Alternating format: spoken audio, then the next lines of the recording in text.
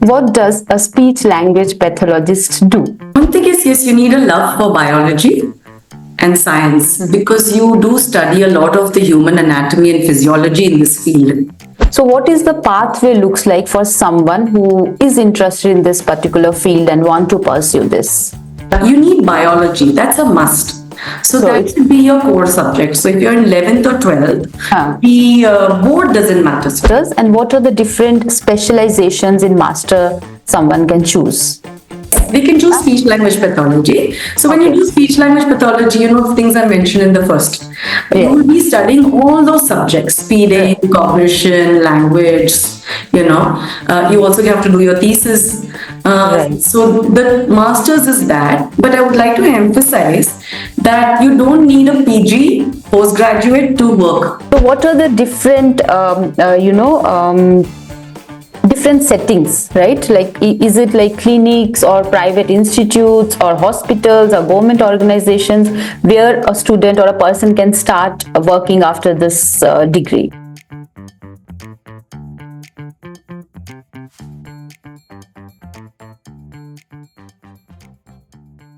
Hello everyone and welcome back to our YouTube channel.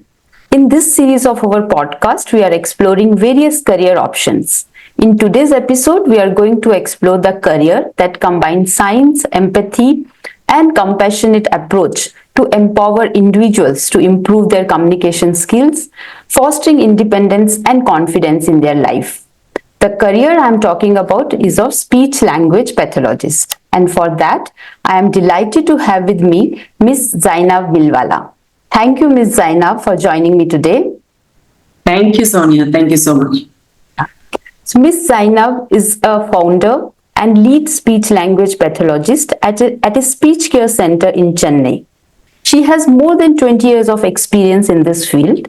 She holds a bachelor's degree in speech-language pathology and audiology and master's degree in communication disorder from USA.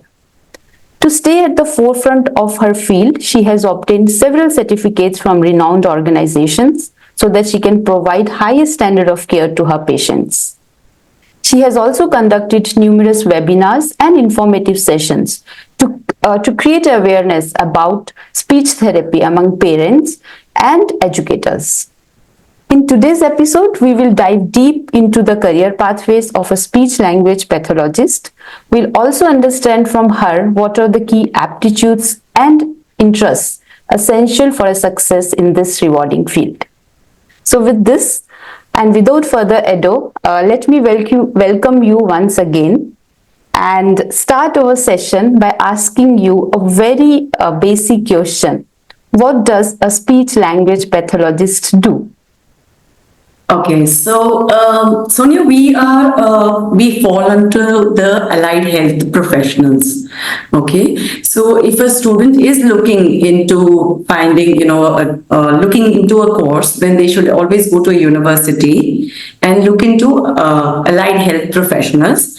Under that section, they could find speech-language pathology. Okay, so what speech-language pathology is we work majorly on 5 areas. We work on the speech, we work on language, we work on communication skills, we work on cognition, and we work on feeding and swallowing. So in speech, what speech comprises is if a person has, say, difficulty at articulating certain sounds, it could be an adult or a child. Or they have stammering or they have voice issues, then that comes under speech. Then you have language. What language means is the ability to understand what you are listening to. So again, it could vary for different age groups. For a child, if they are intellectually disabled, then they might not be understanding in par with their age, okay, or not be able to speak in par with their age. So they might be like a 4-year-old child who's yet at word level. So then we say that a child has a language delay. In adults, language would be, a post-stroke where you have a brain damage. So you are not able to maybe understand or maybe not speak or you don't have your cognitive functions like before. Okay, so that is language. Then cognition is your thinking ability.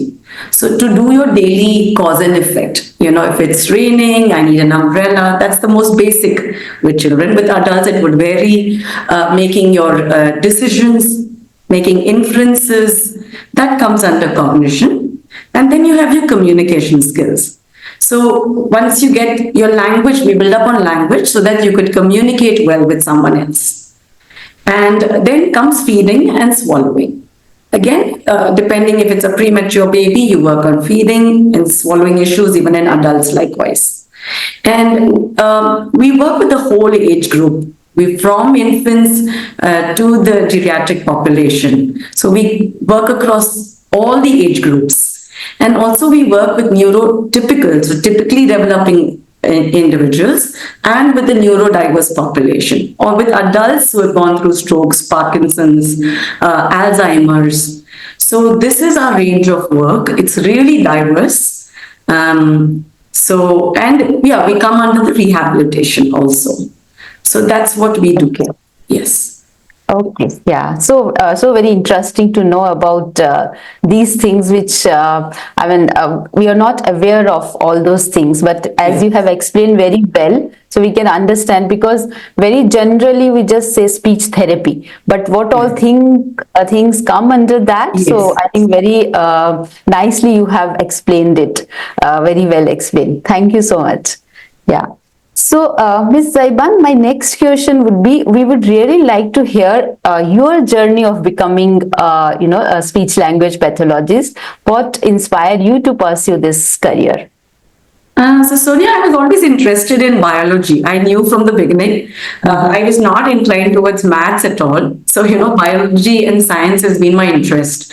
And I also was very sure that I wanted to be in a profession where I could directly interact with someone, yes, and yet have a medical background and make a direct impact on someone's life. So, 25, 27 years back, how narrow the options were. Yes. We always thought it was just engineering or you do medicine, and that's all we had heard of. So my obvious choice was medicine. I wrote the entrance and I got through, but I was not totally convinced. My parents played a very big role in my decision making. So I left the medical seat. I explored physiotherapy because that was something that we had just heard of, coming up. Still not convinced. And then my grandfather's a doctor. So I consulted with him, and he said my cousin was doing a course, medical related course, yet not medicine, in London. So she introduced me to speech-language pathology. She told me what it was. I immediately, tried to find out if there was a course in Bangalore at that time, found a university, Dr. Chandrasekhar Institute of Speech and Hearing. So I went there, and the staff and the individuals were so warm and welcoming, and they took me through the whole process, and it immediately clicked. So here I am, 25 years down the line. Yes. Yeah, it's really very interesting to know that you gave up the medical seat to pursue this career, because people are, dying to have a medical seat, or they are struggling to get the medical seat. So it's always Sonia, I think for even students who are aspiring for a field, I think two things played a very important role. Is you always have an inkling. You always know whether that's going to be right for you or not. Right. So, like I said, even in a day, I made a decision about being a speech-language pathologist. So it just clicks with you. And I think as a student, if someone is looking into it, they should consider that do they feel that they really want to be there? That you will get the gut feeling. So I think we should go by that. And also, I think parents should play a very important role, because speech-language pathology was something not a lot of people knew back then. Right. But the parents have to, support their child in their decision. Yes. Right. Yes. Yeah, that's very, very true. That's true. Yeah. So, Ms. Zainab, as you have already mentioned, so someone should have a gut feeling and to understand their interests. So, apart from that, what do you think a person like in terms of an aptitude or the skills a person should have to get into this particular field? One thing is, yes, you need a love for biology and science because you do study a lot of the human anatomy and physiology in this field. Okay, so that is one of the basic things, Sonia. And apart from that, you need a lot of, you're dealing with humans, you're dealing with human emotions in this field, right? So you need a lot of patience, you need compassion, you need empathy, right? And I think one of the other biggest things is that you need to have a willingness to listen because as professionals, I think that is very important in our field. You have to be willing to listen to the families. And I believe in the square in the rehabilitation field. You know, it's the concerned person, the family. You have to be willing to take in ideas from other professionals involved. Okay, and then it's you. So it's a square, you know, everybody has to work together. So that willingness has to be there. And another thing in our field is that you have to constantly, however accomplished you are, how many ever years of experience you have, there is a constant need to stay updated because the field is evolving. Every year there's some new research, there's new technology, new techniques coming up. So you have to be updated, you know, to be able to provide the best service. Yes. Yeah, right. So I think if I can just kind of paraphrase it, so a person need to have lot of personal potential where they need to interact with the families and patients and other professionals as well. Yes. And a person and or a student also need to have a love for biology for sure. Definitely. Right? Yeah. And also a lot of, as I already told, personal potential, that empathy towards people and understand, then a lot of patience which is required. Yes. Okay. Yeah. So, Ms. Zainab, if you can just, tell us, like, because our this podcast is for students, like maybe students who are in class 9th or 10th, and they are confused, which career or which subject stream to choose. So, what is the pathway looks like for someone who is interested in this particular field and want to pursue this? You'll have to see, every university has their entrance exams. Okay. So you need biology. That's a must. So that should be your core subject. So if you're in 11th or 12th, the board doesn't matter, Sonia. Okay. But you have to have biology as your core subject. Okay. So you could choose pure science. Acha. Right? You could do PCMB. Or you could choose, you could leave out math and maybe take psychology. Okay. Right? So physics, chemistry, bio, with anything else is fine. Okay. Okay. Yeah. And then after this 12th, after the higher secondary, then what is that degree is called if they have to get into the university? So they get into bachelor's of something, or it's a yes. BS? So you once you have finished your 12th, then if you're looking at different universities, you are looking for the course of bachelor's in speech-language pathology and audiology. Okay. That's what the course is called. Right. Okay. Yes. And can you name some of the universities like which have this course? Few universities, I'm sure there are many universities which have, but if you can kind of list few universities, renowned universities where this course is available. Yeah, I mean, one of the oldest and finest is AISH in Mysore. Okay. All India Institute of Speech and Hearing. Okay. Then in Bangalore, you have my parent institute, Dr. Chandrasekhar Institute of Speech and Hearing. Bombay, there is Ali Yavar Jung, there is Nair. In Chennai, you have the SRM University, SRMC University. There is also MERF. Okay, so these are some of the very renowned universities. Yes. Okay. Yes. Right. Right. And what would be the career path after? So once a BSc is done or bachelor's is done, and then you have a master's, and what are the different specializations in master someone can choose? So, see, once you've done your BSc, you have to do the core subjects. So, audiology becomes a part of it. I didn't talk about audiology much, but that's to do with the hearing sciences. Okay. Okay, so you do assessments, and then it's about hearing aids, cochlear implants, right? So, at the master's level, you get to make that decision of whether you want to master in speech language pathology or you want to master in audiology. Okay. So you can make a choice between the two. Okay. Okay. And So, post your masters also, then you can do various certifications. Again, you can make a choice into, if suppose you're inclined towards voice, you can then further get more certifications and study more in that area. But that's a personal choice.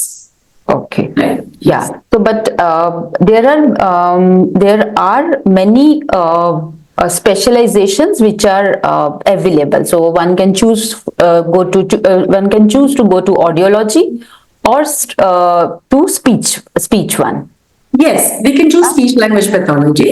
So when you Okay. do speech language pathology, things I mentioned in the first.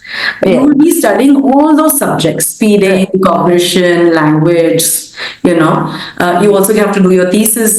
Right. So the master's is that, but I would like to emphasize that you don't need a PG postgraduate to work. Okay. Okay. Even if you finished your bachelor's, you can start working. It's not a compulsion that you have to do your postgraduate to initiate work. Okay. Okay, Yes, that's yes, interesting. yes. And now, since you are coming to the work, this thing. So, what are the different,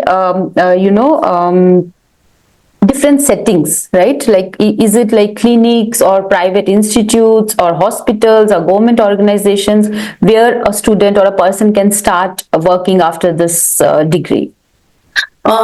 Actually, the avenues have really opened up now, so there are multiple options, a lot of places you can work in. You could be at a private clinic, you can be an entrepreneur owning a private clinic, you can work at the hospitals. So we work very closely with the oncology department, neurology department, the ENT department.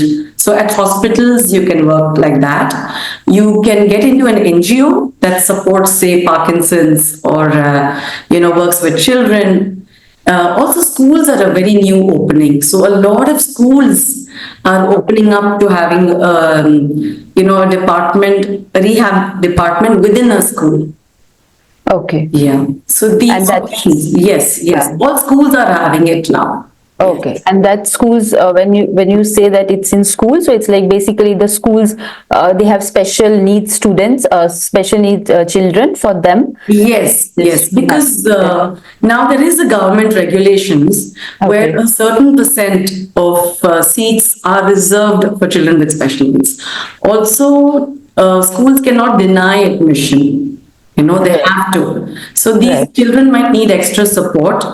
So right. you have, yeah, a lot of schools are opening up to having special educators, speech pathologists. Okay. Yes. So it is, you have a lot of avenues, a lot of spaces that you can work in. And Okay, you also have an option of going into research, actually, okay, because there is a lot of research happening. So you work on research, you could become a professor. okay. And also there is an option of going into completely product designing.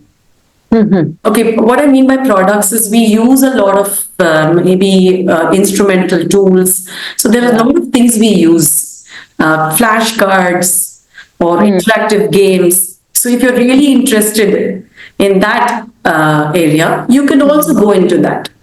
Okay, yeah. Yes, So yes. that is something a person with a very creative mind and creative thinking can get into Oh, yes, yes. that field. Even a profession as such requires you to be Right. creative. Right. Yes. Yes. Yes. Okay. And Ms. Zainab, if I can know how did you started your journey? Like when I say like after your studies and all, where did you start and how did you decided to open up your own clinic? If you can Okay. just, yeah. So I came back from the US Okay. and I am from Bangalore. So I got married to Chennai. So after my master's, I came here. I worked with a very good friend of mine, initially. And then I started my own practice because I was already a mother by then. Okay. So I wanted to give enough attention to my child also. So Right. while she was just a baby and in, a couple of months, I started working from home actually. I had a space Okay. and then the need increased the word by word of mouth. Started my own clinic where I worked by myself. Okay. And then we started getting in more inquiries. So then we opened up one clinic. And 2 years back, we became a complete rehab unit. So we have 2 units now working. Okay. Yes. Okay. Yeah. So Yeah. it's also a profession where you can actually balance out your personal life and your work. You do have an option of hours. So, yeah. Okay, that's really interesting to know how did you started your journey? Yeah. Okay. And can you please name some of the certificates or licenses which are required, or as you said, that a person has to keep learning, continuous learning is something which is required. So what are those certificates and when a person can obtain those certificates? To practice, you need in India, if you're practicing in India, you do need a certificate from the Rehabilitation Council of India, RCI, to be Okay. able to practice. Okay. Okay, And so that, once, and that can be obtained after bachelor? One can. yes, Okay. you have to, when you decide to work, that's when you need your RCI certificate. Okay. Yes, so you could get it even after your bachelor's. Okay. Yeah. And that's a basic certificate which we need to start practicing. Oh, yes, you do need that. And then you have to keep renewing your points. So Okay. your RCI has to be constantly renewed for you to continue your work in the field. Okay. Yes. Right. Okay. And apart from that, any other? Apart from that, there are a lot of international certifications that you can do. Like we've all done that. If you are interested in a particular, like I'm mostly into the pediatric sector. So, Okay. there's a Hanan program or the talk tools. There are programs that come about in reading or mostly for like the oral placement therapy. So you keep doing your own specializations once you are in your particular space of work. So I am into the rehab of children. So I do courses which would benefit that sector of children, working with children. Yes. Oh. So the certificates or licenses, it can be chosen based on where you want to specialize or which field you are working. So according to Exactly. right. Yes. Okay. Yes. Right. Okay. And yeah. So my next question would be, now because of new trends and technologies which are coming in, I think it's affecting or it's enhancing each and every field. So how do you see this technology transforming this particular profession? It's already started coming in, not as much. We have not yet implemented it completely. But when we went for our international conferences, you get to see how it is already started in different parts of the world. So they are using, you can diagnose a child, like say with autism, as early as say 4 to 5 months. So yeah, so AI is helping in that. We also AI is creating through VR, virtual reality and augmented reality. You can actually simulate environments where a child can communicate, learn how to communicate better. So it stimulates at those kind of environments. AI is also being used to make diagnosis now. Yes, it does that. It can help you with the diagnosis. It helps you with your documentation, your report writing. Also, we need, like I mentioned, we need a lot of material. So, creation of interactive games, Right. creation of apps. So, all that is in process. Yes. Okay. Yes. So is it already being implemented in India or it's still in the developmental stage? We have started implementing it. Yes, we have started it. Okay. Yes. But yet, I mean, we have a long way to go. And that's, I would say, all over the world. Yes. Yes. Okay. And do you see, is there any difference in the practicing this profession in India and abroad?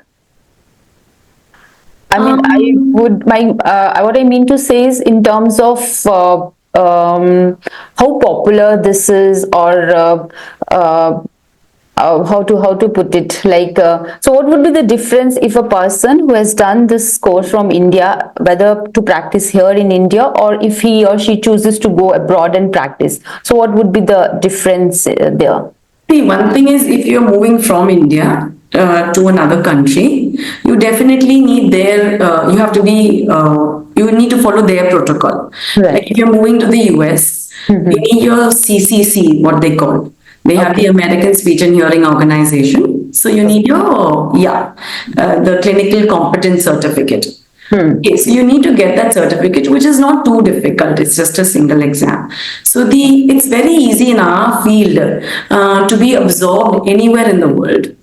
Okay. Okay, so that's the great thing about our field. Tomorrow you want to move to another country, you just have to write their examination and you can move into that country. Because Okay. there's a real dearth of our profession, Sonia. There's a real need for speech language pathologists. Right. The work protocol depends actually on every country has a different work protocol. Here in India, the major difference is that in India we are more accessible. Okay, because it's not through insurance, right? Okay. But it's difficult in places like London or America, Canada, Australia, because we see clients from there. So, there's a huge waiting list Oh, okay. because it's through the government, it's through their insurance policies. So, unless they've been assessed, even to get an assessment done, maybe you have to wait for 2, 3 months. Oh, okay. Right? But here the accessibility is very fast. Right, right. Right? Yeah. I think if you're looking at Middle East, it's again not that difficult. But the other countries, when we're looking at parents online, they say, "Man, the wait is very long to get a diagnosis, to get services. It takes a while." And here the frequency in which you can meet a speech pathologist, like probably like if we have a kid coming to us or an adult coming to us, we would see them at least 3 times or 4 times a week. But there you might just get one single appointment in 2 weeks or one appointment per week, unless it's a school setting. Schools will have it probably every day. But if you're looking for private practitioners, then the process is a little slower than Indian. Yes. Okay, got it. Yeah. And Ms. Zainab, can you explain a typical day in the life of speech language pathologist? How does it look? In a day, what does this profession entails? Oh, we have a hands full, absolutely. So we are at work. So if we have new families that are contacting us, then we have an assessment that we have to do. Okay, we get the background history, the medical history. We do an informal assessment, right? And then we take therapy sessions. So Okay. generally, it's like for a 45 minutes one-on-one therapy, or if you're doing a group session. So we have those options. We're either doing individual sessions, group sessions. Our field takes in a lot of documentation. So if we are not taking sessions, then we are documenting. We have to do a lot of family counseling because whatever we do has to be carried forward in the environment and at home. So counseling is a very big part of what we do. Okay, and so that's most of everything that we do. We do assessments, we do therapy, we do documentation, we do counseling, and we do scheduling. And another important part is planning for the session. So I could be seeing, say, maybe 2 individuals with stroke. Although they have stroke, maybe the similar kind of what we call aphasia is loss of language. But both the clients will have a different framework of therapy, of treatment. So you cannot follow one plan for another person. So say you're working with 15 individuals. For every individual, you have to make the plan separately. Yeah. Yeah. And what would be the reason for that they have a different framework of treatment? It's like kind of, even if they have a same issue, same problem, but the different is based on person to person? Is it because of his physical aspect, or there are others? Like, how do you, I mean, The decide on that? treatment aspect. Yeah, yeah. Okay, no, see, once we do the assessment, like for example, I was talking about stroke, okay? Mhm. So there could be different kinds, like one person might be able to understand everything, but not able to speak, Hmm. right? Okay. And another person, the understanding might be completely compromised. Okay. Okay, in one person, depending on where the stroke was or what kind of stroke they had, they Hmm. might not be able to move their muscles or they might not be able to swallow or eat. So there's a high variability. Okay. Okay, so the treatment protocol would differ. Even if I'm talking of autism, Hmm. so in autism, no two children are the same. Right. Their mental abilities might be different, their understanding abilities might be different, right? So it's a huge, that's why we say spectrum. Hmm. Based on every, like I told, five aspects. We Right. have to, for each person, the diagnosis happens in every aspect. Feeding, language, communication. So when we write our Hmm. goal, Sonia, or we come up with a plan, it's done Hmm. across all the five areas. Okay. Yeah, so there's a lot of planning. Right. Right. Yes. And I think when you say documentation, I think it also because you have to kind of document the progress of a Yes. child, that, there will Yes. be different milestones, and then you have Correct. to kind of Correct. reach. Yeah. Yes. Yes. Okay. And Ms. Zainab, what would be the, I'm sure this is, I mean, when I'm talking to you and I'm hearing about this particular profession, even though I'm also from a kind of a science profession, I myself a pharmacist actually. Oh, So, lovely. yeah. So I've done my master's in pharmacy. So I can understand, about science and all. And you are, even I'm from science, I was actually ignorant of this particular profession and what all it, you do as a speech language pathologist. And the work which you have explained to me, definitely it's like, a very, what to say, something which is like very good for the society, I would say, this work involves. But still, I would just ask you one question. So, what is the most rewarding part of your job? It can be, day to day, or maybe one incident, or I'm sure there are many incidents in your career. So, if you can just elaborate on that. I think even, the smallest accomplishments are very rewarding. It's constantly rewarding because you are making a difference to someone's life. Yeah, right. So here in our profession, we don't work with just the child or just the adult. You are working with the whole family. Hmm. And it's a long-term process, Sonia. Okay, it's not like a quick fix, like you have a medicine and it's done. So Right. the kind of bond that you develop is just wonderful. We are associated with families who we worked with probably even 10 years back. And that's Okay. how close we are, and we still want to see how the person is doing. Hmm. So it's rewarding in terms of you form human connections, I think. Right. Okay, it's not a kind of a job where you just see the client and you're done. So, Hmm. and every milestone, sometimes just the sheer excitement of a mother when the child says their first word. Yeah. So those kind of things, like a child who is stammering and has got over it. So Hmm. the happiness, you're sharing a lot of joy. Right. Their accomplishments become your accomplishments. Their joy becomes your joy. Hmm. Okay, so it's a wonderful feeling at the end of the day. Right. Yeah. So nice to know about that. Yeah. And Miss Zainab, is there any misconceptions about this profession, and which you want to kind of clarify or want to tell us about that?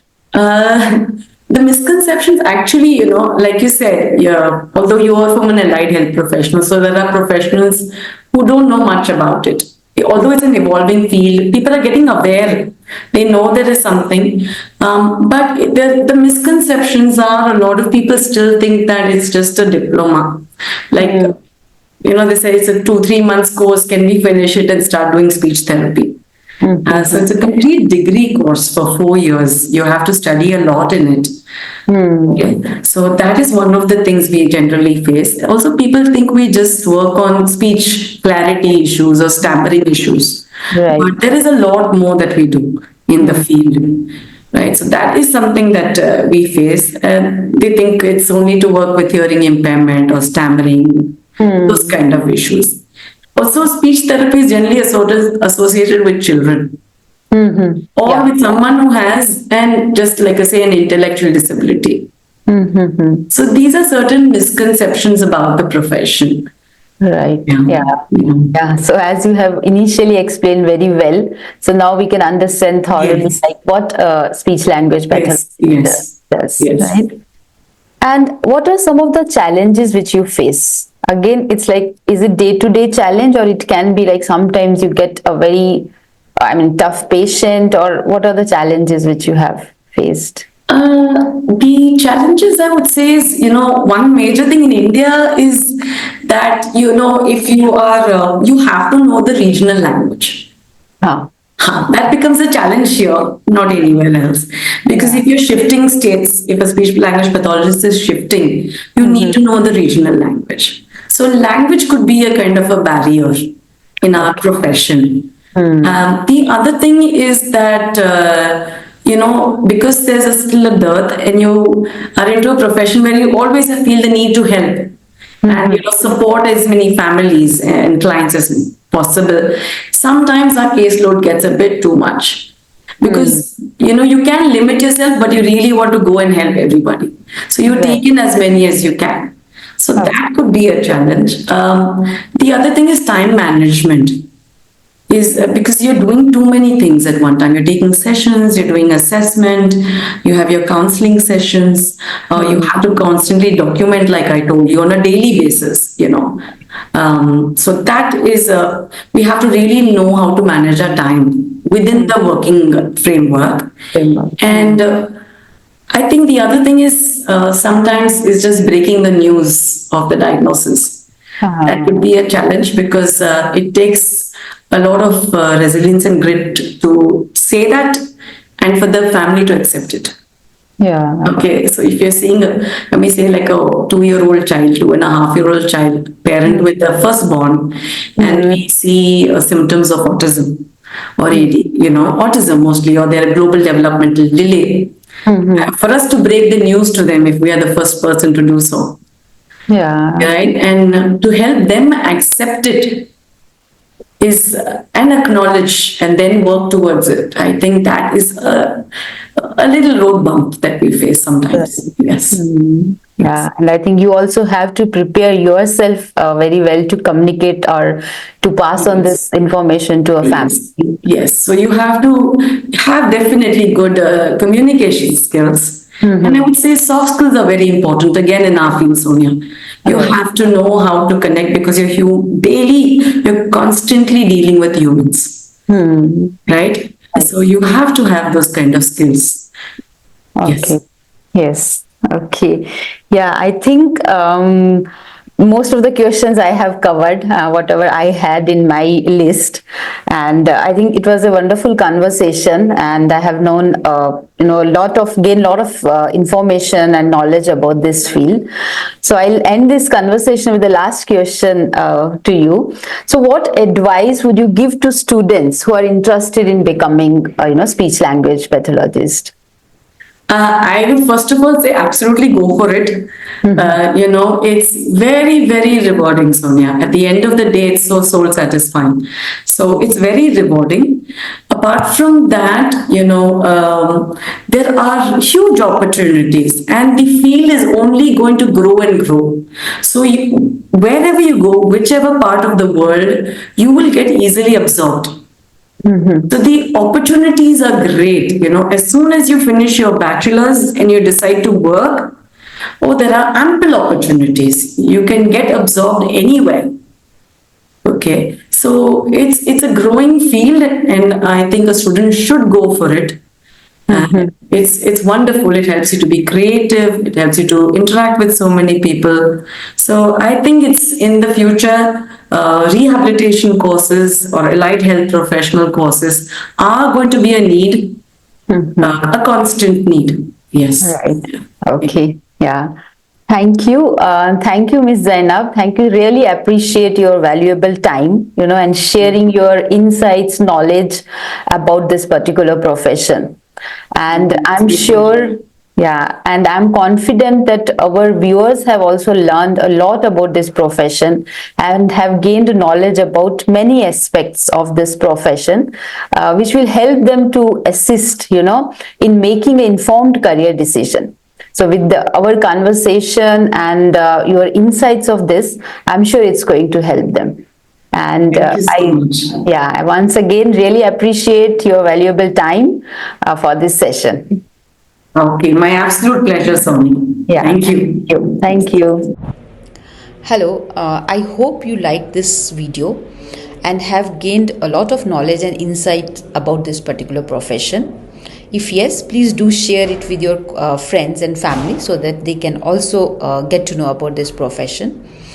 As you know that in this series of our podcast, we are trying to explore various professions so that we can provide you insight into those professions. If there are any particular professions or career which you would like to know about, please do write to us. Our contacts are given in the description below. If you are a student who is in 9th or 10th and are confused about what subject stream to choose, do reach out to us. With our career guidance workshop, we'll help you to understand your interests and aptitude, and based on that, you can choose your subject streams and your career. So, do write to us. We would love to hear from you.